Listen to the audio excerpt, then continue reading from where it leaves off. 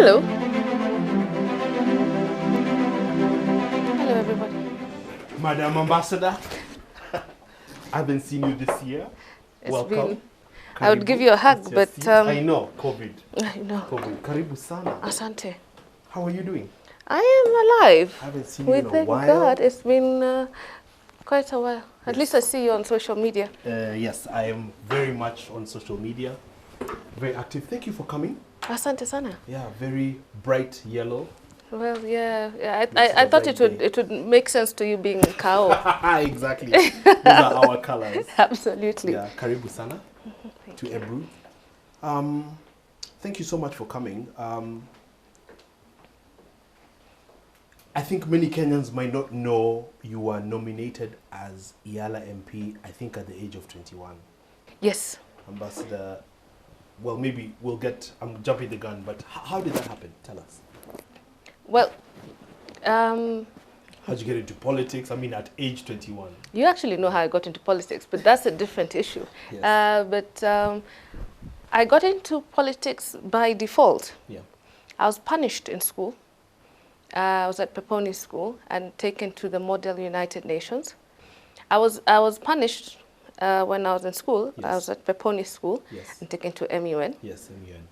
Model United Nations, as you said. And when I was there, I spoke out, which was quite strange because I was not interested in being there per se. Yeah. But because of my mother's influence, her being an environmentalist and a scientist, they were discussing Ukraine, Chernobyl, and so on and so forth. And so students and member states were speaking. Therefore, I decided to speak up. At one point, I was tired. I said, no, this is actually what happened, and this is the effect globally. And this is the impact of what happened, Hiroshima, Nagasaki. Correct. Therefore, and climate change and everything else on the globe. Now, luckily, or maybe, perhaps, there was a guest that was there, and he was then the Minister of Environment of the Netherlands, Jan Pronk. And he was the president of the United Nations Framework Convention on Climate Change that was happening and hosting heads of state. And after that, they looked for me, they looked for my number, they looked for my mom, and they went to Honorable Francis Nyanze, who was then Minister of Environment. A friend of mine, the late Nyanze. The late. Yeah. And they took me and agreed that I would go to The Hague, and not for the other reason, but for the UNFCC meeting that was happening this was at that in the point. Late 90s? This was 2000, 99? 2000, somewhere around that time. When climate was becoming a big thing. Exactly. So obviously you made an impact. I spoke in front of heads of state, including Bush. How old were you then? 19. Yeah. President 18, Bush 19. Then, yeah, President Bush came in 2000. He was my president. So about 18, 19. What was that like? First and foremost, when I got there, I didn't think I was going to be picked to speak in front of the heads of state because we came from 178 countries as youth delegates, and we had come from a pre-conference before the UNFCC to discuss that. But Jan Pronk, then president of UNFCC, decided that he thought that I should be the one to represent the global youth movement presentation on what we expected to happen globally. So I got there, and I was left by my Kenyan delegation at the hotel. In New York? No, we were at The Hague, in Den Haag. In Netherlands, yes. In the Netherlands. Yes. I was left by my Kenyan delegation, and I was at the reception speaking, trying to call our secretary from the embassy. And I spoke in Swahili, well, the best I could. And there's a gentleman who heard me and said, "Mtoto, unataka nini?" And I said, "I'm supposed to be going for this presentation, and I'm supposed to go, and I cannot see my transport, I cannot see anything." Now, the gentleman later turned out to be the foreign minister of Tanzania, who plays a greater role in my life much later. And he turned to his PA, who turns out that later also became Minister of Environment of Tanzania and the presidential candidate in the last elections, Correct. and said, "Angalia mtoto." And that's how I got to the event.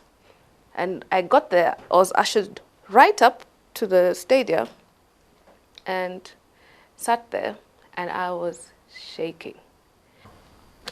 So Jan Pronk got me into the international space. Yes. Now, during some of these meetings at the UN, Yes. I met Honorable Gitobu Manyara, Yes. who is my mentor till Yes. today.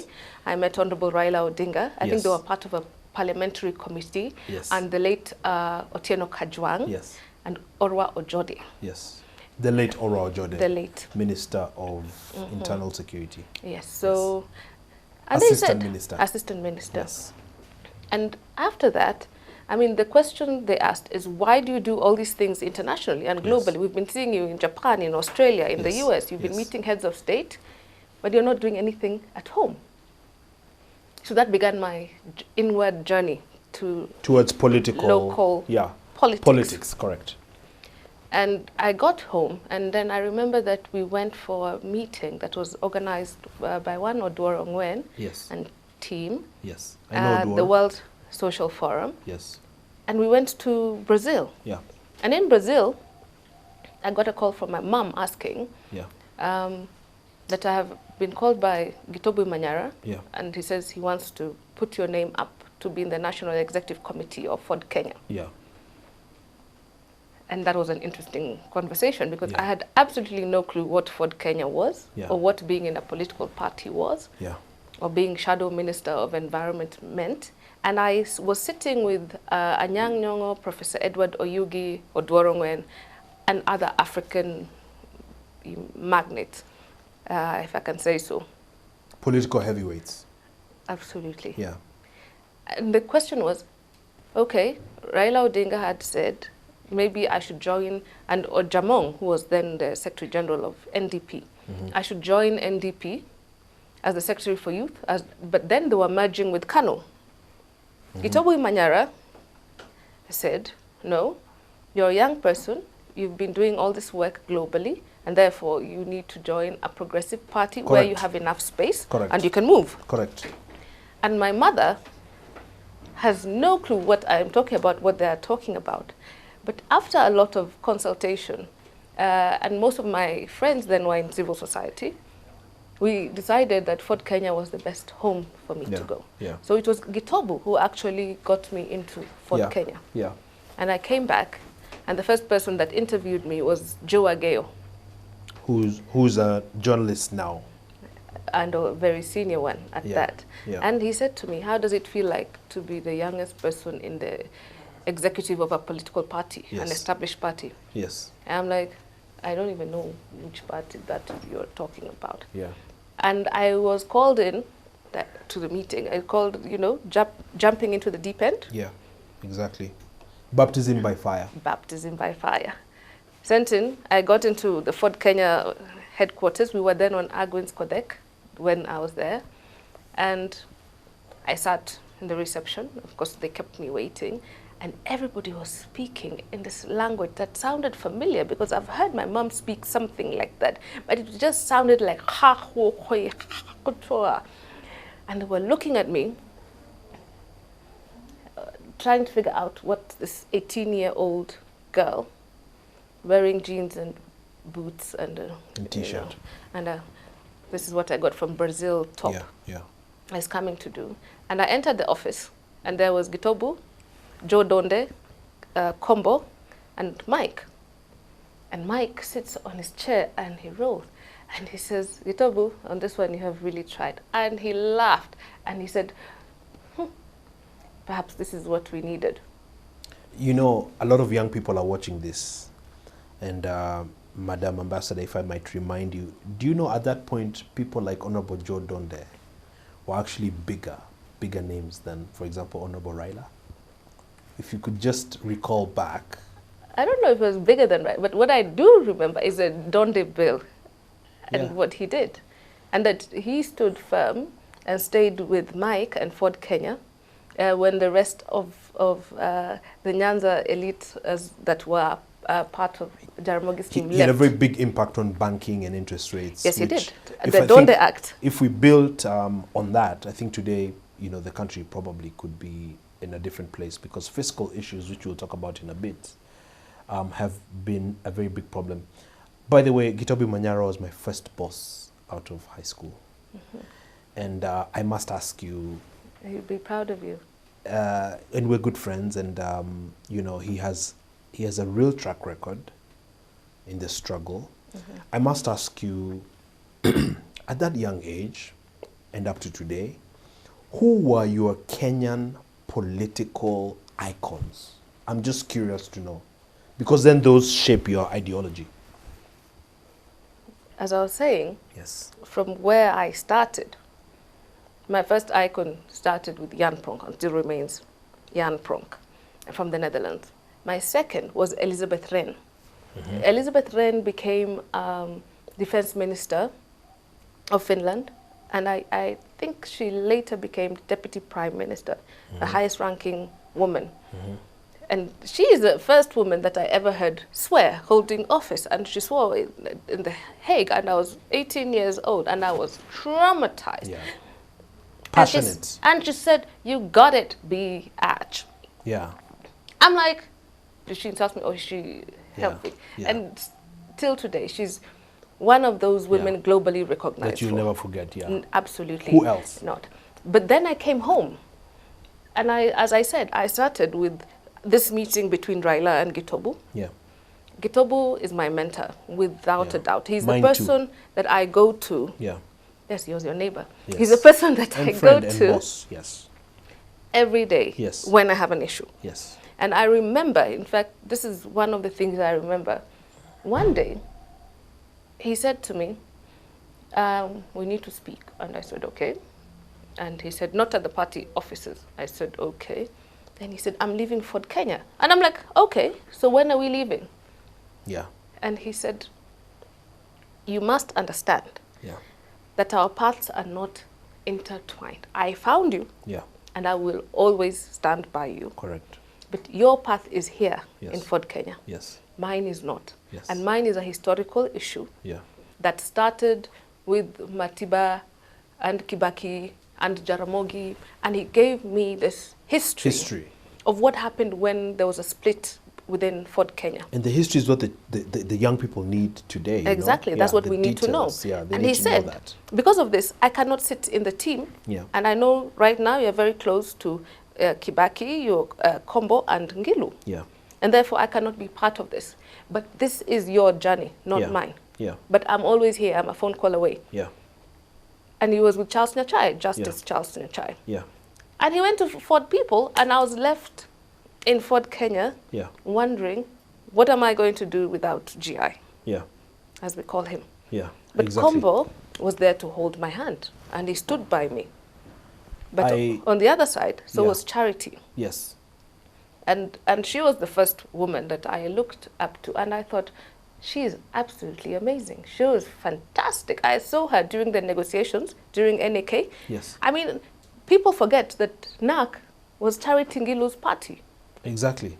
She formed it, she set up the secretariat, and it was her paperwork that we changed and formed from NAPK to NAK to NARC. And some of the last meetings before official campaigns and then victory were actually held in her house. A friend of mine was very instrumental in a lot of the logistical. When they call her aspect. Mama Rainbow, Yeah. oh, believe me, Yeah, that she's a woman, tough lady. Oh, she's absolutely fantastic. But there are many women that have held my hand. If you talk about Kenyan mentors, Yeah. Aida Odinga, Amina Mohammed, of course. Yeah. And Amina has stood by me. Isn't Amina your boss now? Amina has always been my boss lady. Or she's your... Constant. But she's also your line... She's your boss as in line ministry. Line ministry, currently. she's my CS. We're going to talk about what you do now, but I know this is a bit of a random interview where we're looking at history, we're looking at different things as well. So I know some of my questions will be a bit direct, but you must allow me to just shoot them as they come. So long as they're not intrusive. Exactly. We've talked about politicians, we talked about icons, etc. Is your friend Mike Kibaki the best president yet that Kenya has had? Could you give me an honest answer on that? So what I'm going to say, Yes.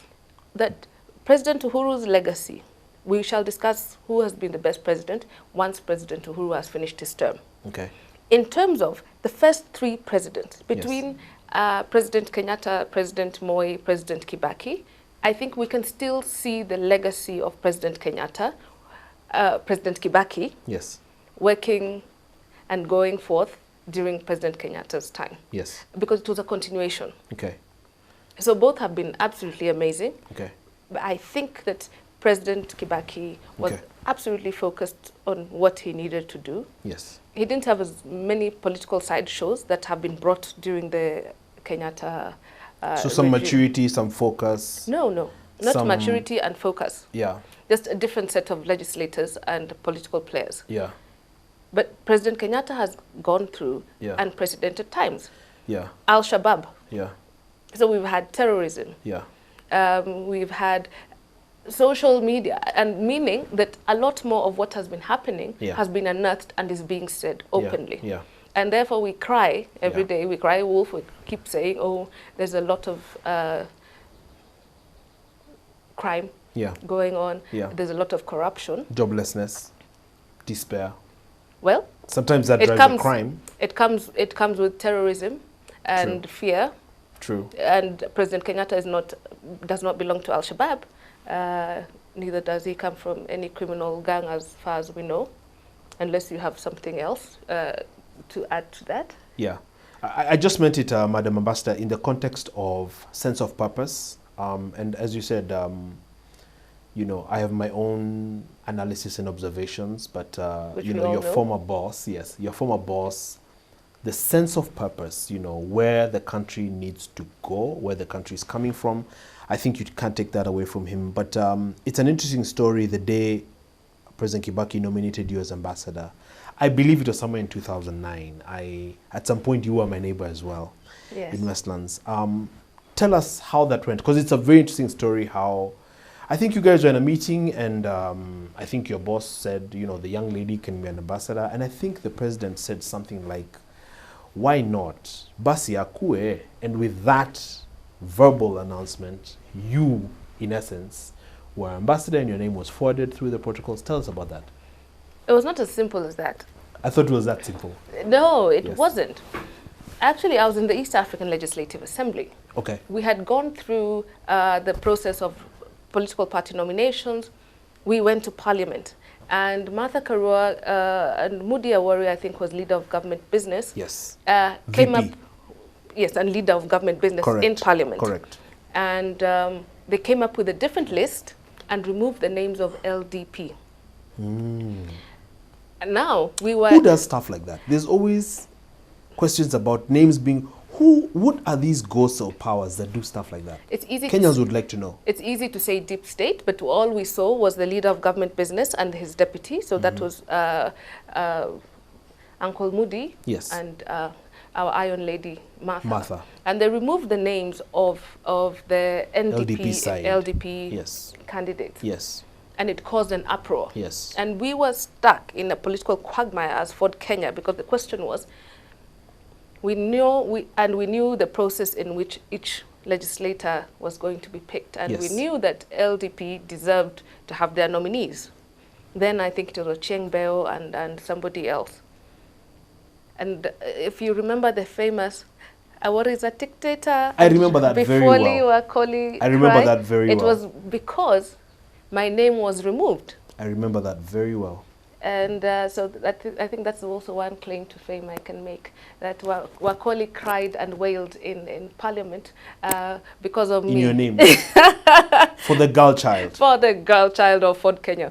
Anyway, so moving forward, we went ahead with our names. The names were forwarded later to Arusha. Yeah.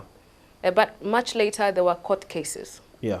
So in the middle of the court cases, there was a heads of state meeting. Yes. At that point, it was President Museveni, President Kikwete, and President Kibaki. Yes. And there was no way, there was a stalemate. Yes. Therefore, the other legislators from the other East African countries could not be sworn in and could not work. And there was drama all around the region. I remember that. 2009? 2009, yeah. Therefore, we were called for a meeting, and the head of state went into meetings with the party leaders. And I remember a meeting with the party chairman then, Honorable Muskari Kombo, who said to me, you know, if I'm given an option in terms of what to do with my party nominees, because there were two nominees. There was myself and there was Justice Habi from Busia.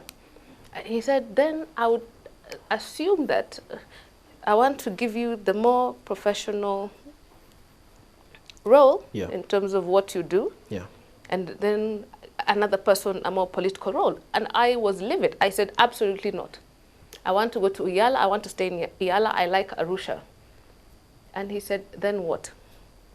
You're still young. You're what, barely 21, 22?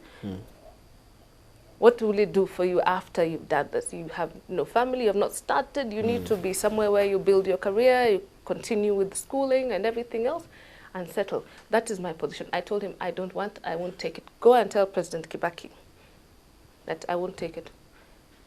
And so that's how you got appointed then? No, that is how I fought with my party leader. Anyway, later on TV, I heard that the president has appointed Ambassador Ford Kenya's Yvonne Kamati as ambassador and deputy permanent representative to Ethiopia and the African Union. And then I didn't speak to my party leader for 1 week. And you were livid? I was absolutely livid. I didn't want to be an ambassador. What is an ambassador? Ambassadors are old people. They're tired. And then here I am, and everybody is celebrating around me. My mom is happy, everyone is happy, and I'm like, no, I want to be MP. Exactly.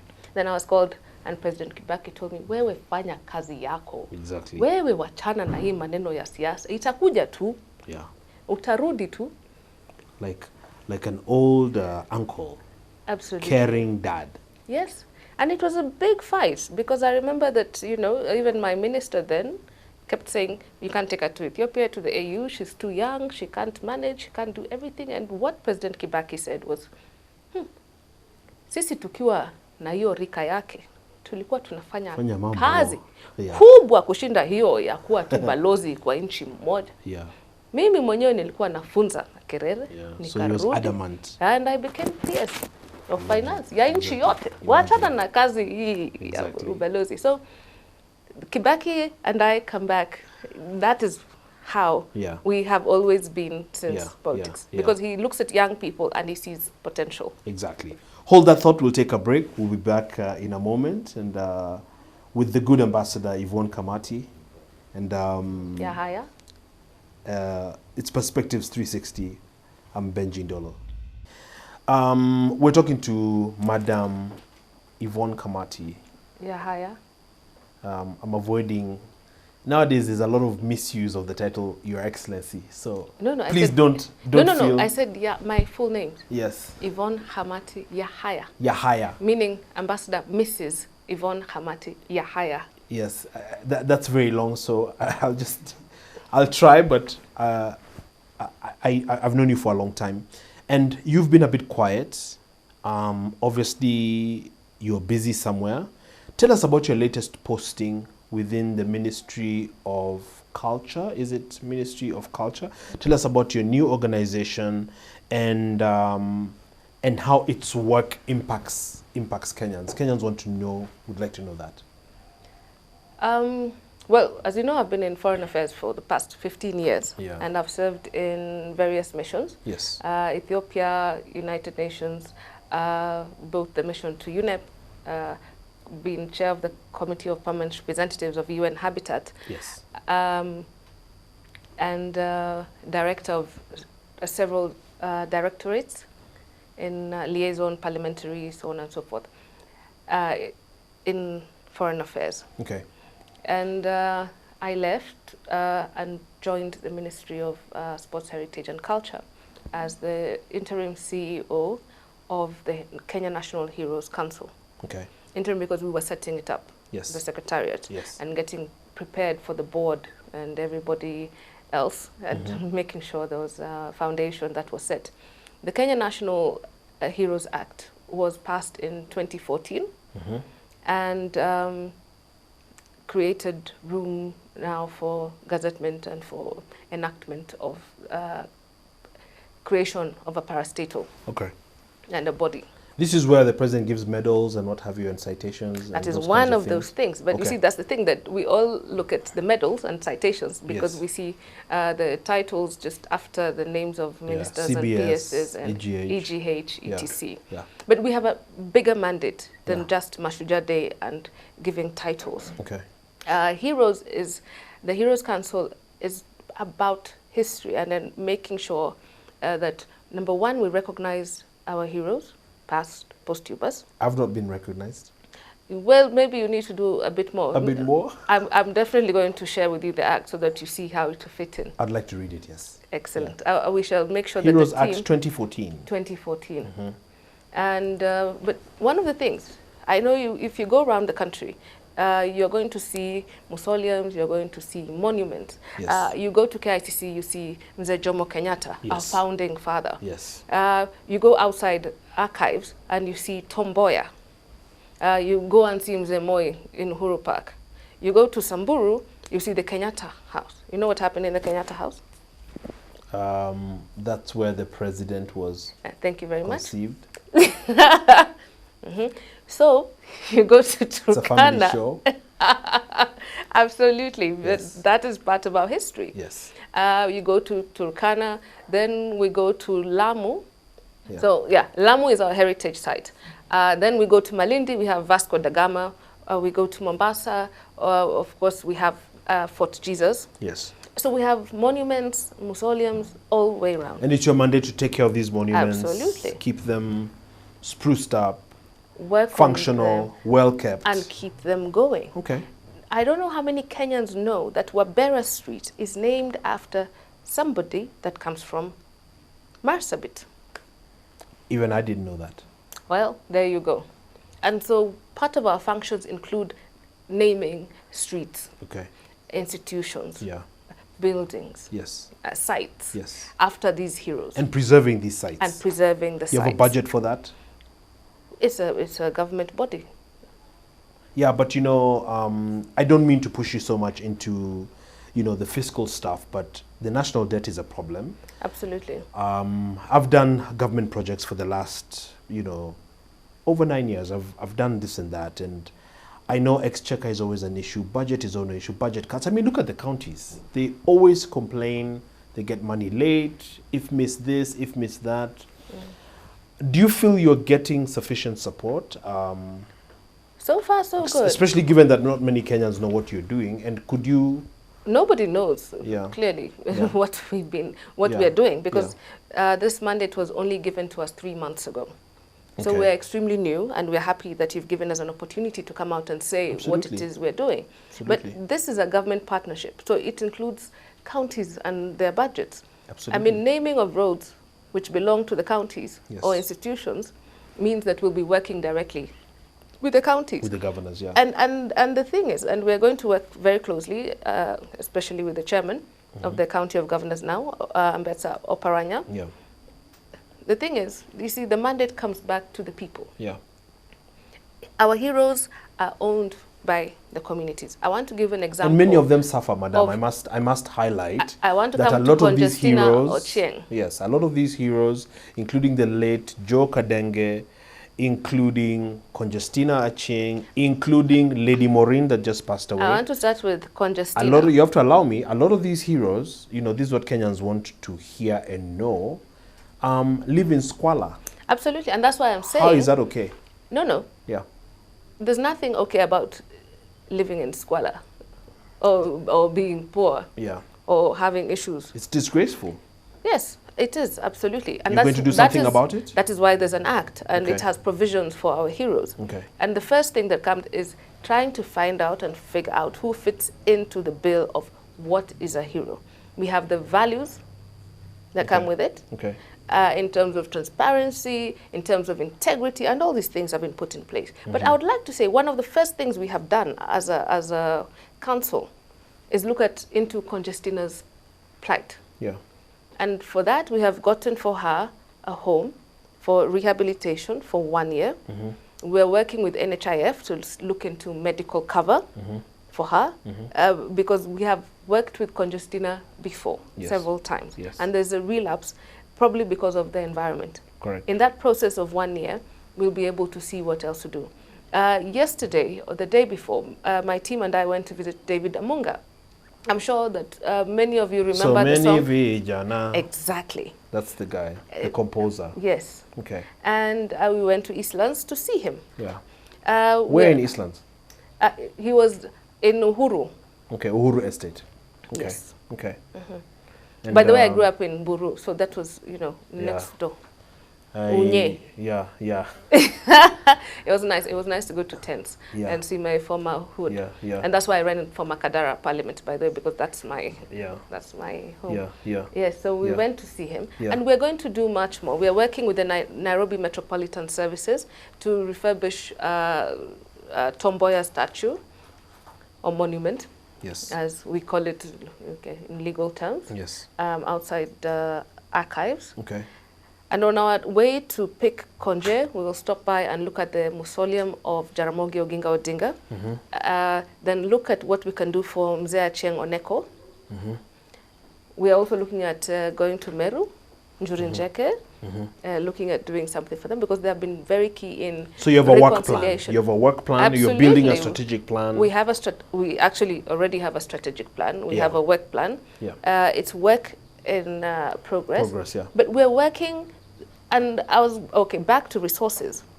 The county of Siaya, through the governor, of course, and the CEC, working with sports, heritage, and culture, is going to help us with Congestina.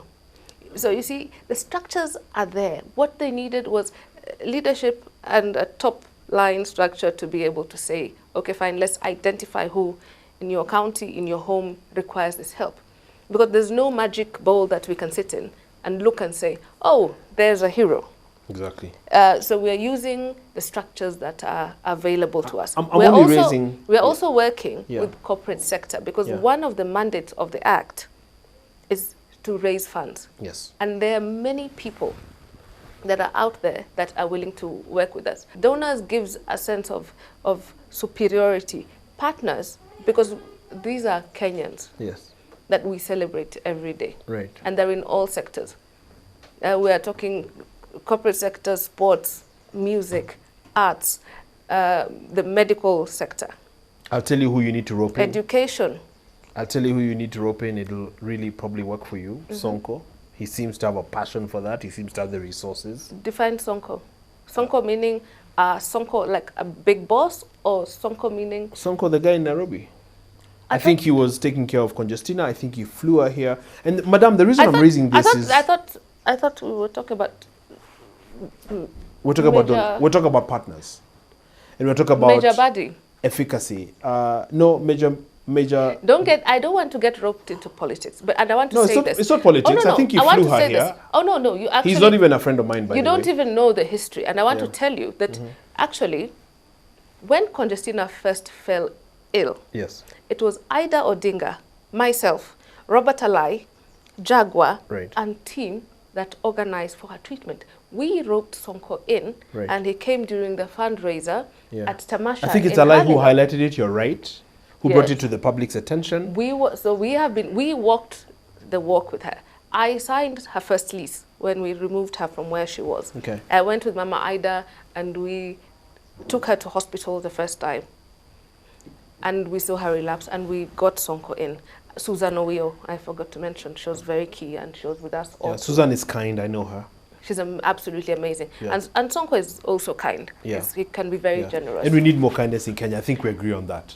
On kindness. As a culture, yes. Absolutely. And we agree and we recognize. And as much as he can support, I mean, he's welcome to support. Okay. But in Konje's case, I think for now, we have it done. Okay. And we're good in terms of where to go. Very interesting. As for Honorable Sonko, yes, I think we will welcome his support for, heroes that are in Nairobi. Yeah. As we also work with Major General Badi. Exactly. Of Nairobi Metropolitan Services. NMS.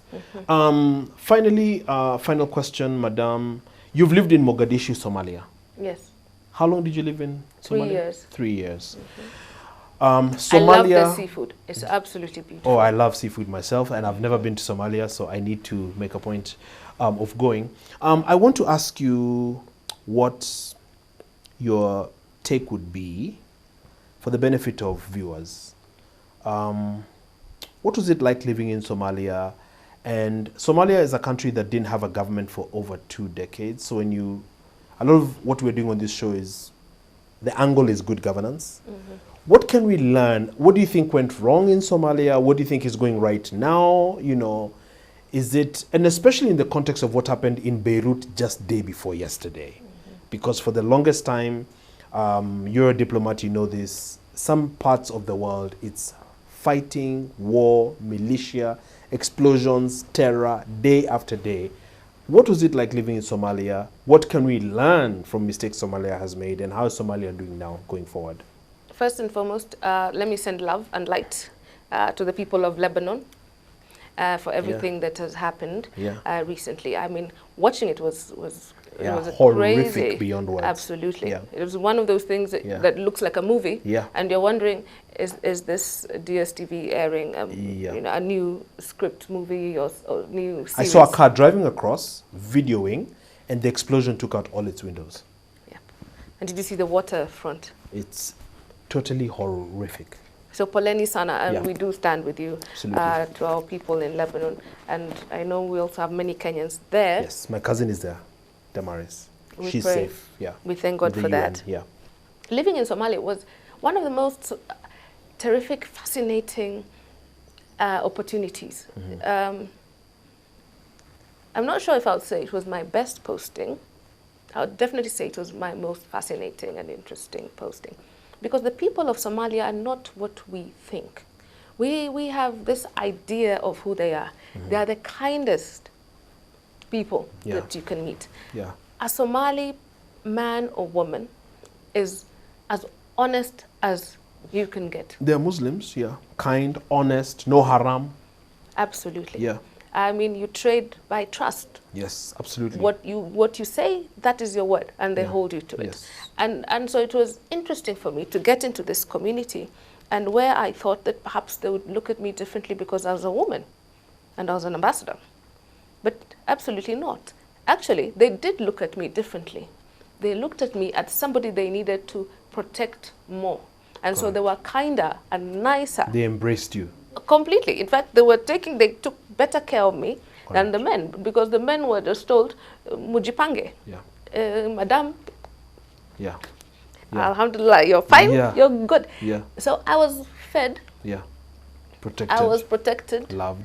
Absolutely. And I had access to leadership. In fact, we'll share some of the photos from the Prime Minister to the President. Correct. And it was not what I thought. It was not scary. We would walk on the beach. We would be able to fish. And they have the best, as I said, seafood. The prawns and everything. My goodness me, like this size. Lobster, The lobsters. Oh, absolutely amazing. I've never seen anything like that. I think I lived on seafood throughout, the whole time I was there. I know someone else who likes seafood. I'm not going to say on air. And and lots of coffee. Yes. The only thing that I still haven't managed to get around to is the camel milk, because man, that thing, it keeps you in another room. We have it here in Ebru TV. Yes, thank you. I don't courtesy of Ayub. Yeah, that's it's really good. It's healthy. Well, it's good for ensuring that your system is cleaned out working, and everything else, and you go to the WC. That is when you know that it is a useful part of it. But other than that, yes. And the politics were very interesting. This is one community, speak the same language. Correct. Generally, 98% the same religion. Yes.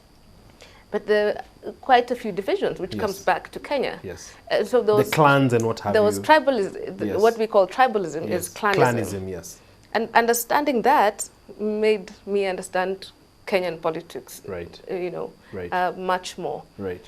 But lessons for Kenya from that? First, obvious pitfalls we need to avoid. Yes. Religion should not be a barrier. Correct. My husband, for example, is a Muslim. Okay. And I have seen, because I've lived it. I've lived in Ethiopia where it's 50-50. Yeah. I've done a lot of work in Tanzania again.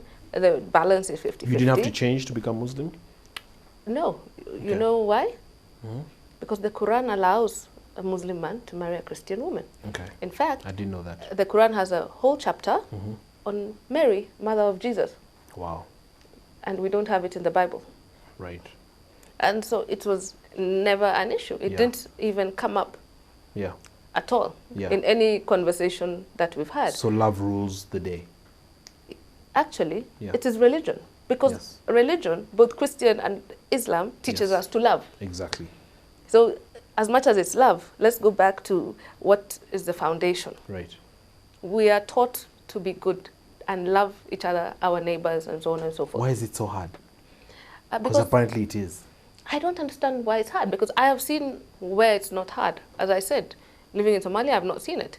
Having my home in Nigeria, in the north, I have not seen it. I have not seen the But differences. here, social media here, the streets Here, the I what? see it. And So much hostility, so much unkindness. Why?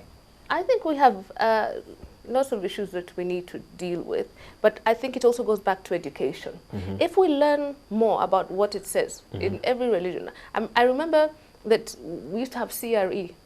Yeah. Christian religious education. Why And don't IRE. and IRE? Yeah. Why don't we have religious education that tells us about what everybody stands for, so that we are not taught thinking that we are different or better than anybody else because we subscribe to a different religion. Is Magoha your friend? CS? CS Magoha? Yes. Absolutely. Tell him what you just told me. Oh, believe me, I always speak about the curriculum. Yeah. And one of the things as heroes that we intend to do is Yeah. look at our history. Yeah. You see, as we tell the stories of heroes that are alive Yes. and heroes that are going to come and pave the way, we are also telling the stories of those that were there, and we're going to document their stories, their lives, what they did from their words. The problem we've had with history, especially in schools, in Kenyan public schools and African public Selective schools, history. it's selective, but it is written by others. It's not written by Kenyans. By ourselves, yeah. It's not authentic. Yes. So the heroes that we have not told their own stories. Correct. The generations that come after them to see what they lived through and tell us, as it were. Our first set of our curriculum, if you look post-independence, was written by the Brits. Right.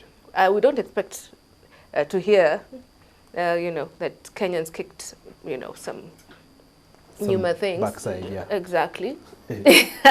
But we can hear it from Kenyans. You the are truth. hilarious, yes. I try.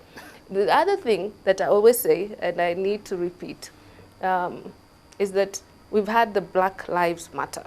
Right. And we've seen them removing monuments, statues, etc. And we have many monuments, statues that are up from Nairobi to Nanyuki to the coast. And the question is, the ambassador, as CEO, are you going to pull them down and put up others? And my question and my response is, if we are honest to ourselves, which we must learn to be Right. as a people, then we must tell the truth. We have no need to remove anything. All we need to do is put it there on the monument.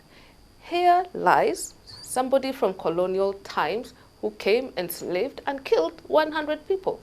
Because this is part of our history. Yeah. It's the truth. Removing that goes back to what we are fighting against, Yeah. about not knowing our stories. Right. We need to know who came And also some and who did what. sense of intolerance. I know it's a complicated topic, and I've seen some proposals on this and that. Especially, social media can be quite wild. I want to absolutely thank you for coming and wish you well in your new mandate. Asante. There's quite a bit that you can do that can make a difference, so you must really be encouraged and supported. And just know that you're most welcome. This platform is here for you. Thank you very much. Watch and bring your friend Ambassador Amina as well. I will. And can we wish her well for WTO? Absolutely. So this is to big boss lady, Ambassador Amina Mohammed, that we love you and we wish you well with WTO. Although we're going to miss you as Kenyans, I would actually like to see you sitting in Geneva. Ambassador Yvonne Kamati, thank you for coming, madam. Asante sana. Asante sana. Thank you very much. Thank you. And stay safe. Namaste. Thanks for watching Perspectives 360. We'll keep doing this every week of every month of every year. Stay safe.